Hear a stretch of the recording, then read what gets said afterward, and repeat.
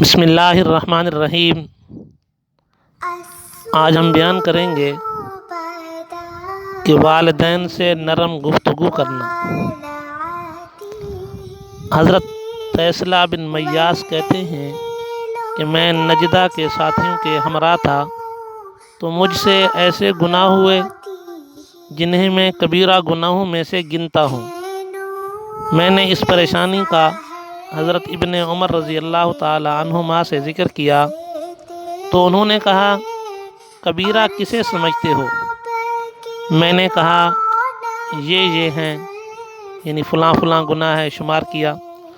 انہوں نے کہا یہ تو کبیرہ گناہ شمار ہی نہیں ہوتے، کبیرہ گناہ تو یہ 9 ہوتے ہیں: اللہ کے ساتھ کسی کو شریک کرنا، کسی شخص کو قتل کرنا، جاری جنگ میں بھاگ کھڑا ہونا، کسی شریف عورت کو تہمت لگانا، سود کھانا، کسی یتیم کا مال کھانا، مسجدوں میں بے دینی کے کام کرنا، کسی پر جادو کرانا، اور والدین کا اولاد کی نافرمانی پر رونا۔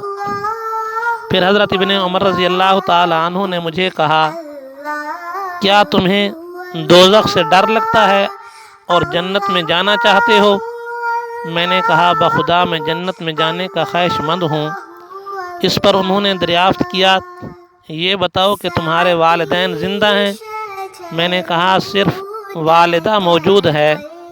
وہ کہنے لگے تو بس پھر اپنی والدہ سے باادب بولا کرو اور ہر وقت اسے کھانا وغیرہ کھلاتے رہا کرو، پھر کبیرہ گناہوں سے بچ کر رہو تو سیدھے جنت میں جاؤ گے۔